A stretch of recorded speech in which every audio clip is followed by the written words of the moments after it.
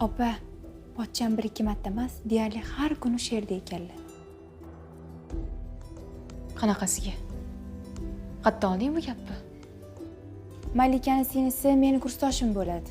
Boya ko'rishgandik. O'sha aytdi. Men tushunmadim. Xabar olsan nima qilibdi?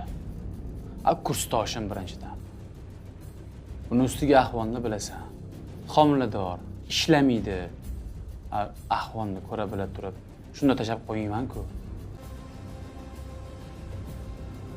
Ovqatlanasizmi? Jon deyman, qornim och. Yaxshi. Unda hozir sizga ovqat sutib kelaman. Xo'p. Niyating boshqacha emasmi? Keyin shu safar Komil o'lishini men o'zim tashab kelay. Yo'q. O'zim olib beraman. Shu tinch.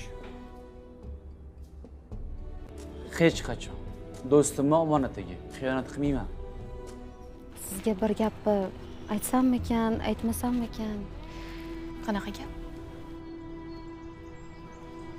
Xullas, erim birga o'qishgan paytlari Aziz aka Malikani sevadi deb aytgandilar.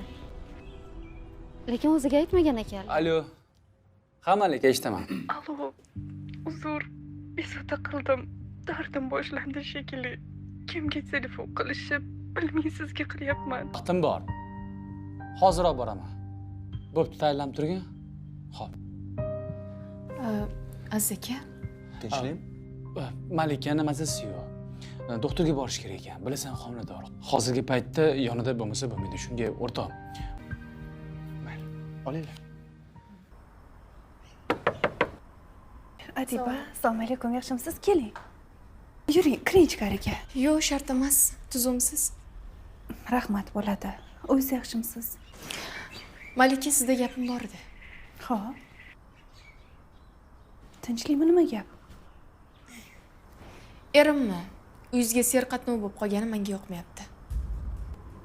Tunmi, tongmi qo'ng'iroq qilasiz. Ochig'ini aytsam, bu meni g'ashimni keltiryapti.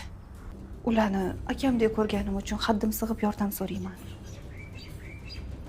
Boshqa narsa emas. Qolaversa, rahmatli Komil akamni qanchalik sevganimni o'zingiz yaxshi bilasiz.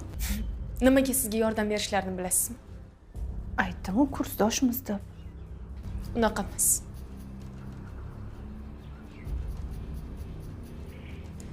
Talabaligingizda erim sizni qattiq sevgan ekan.